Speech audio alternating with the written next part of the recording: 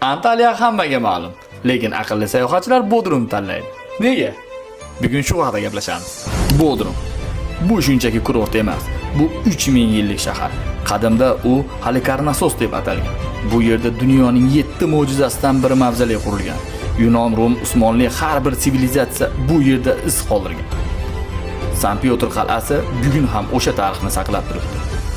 Bugungi Bodrum esa Turkiyaning eng trendiy manzillaridan biri. Oq uylar, binafsha gullar, estetika cho'qqisi, yaxtalar, beach club, ochiq osmon ostidagi restoranlar, Yevropaning elitasi shu yerda dam olishni xush ko'radi.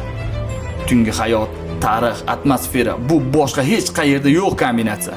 Antaliya katta shovqinli hamyonbop, Bodrum esa boshqa liga. Bodrum bu atmosfera, eksklyuziv arxitektura, tarixiy atmosfera va qulay narxlardagi premium dam olish degan. Bodrum haqida ko'proq bilmoqchimisiz? Sayohat rejalashtirishda yordam kerakmi? Zavq Travelga murojaat qiling.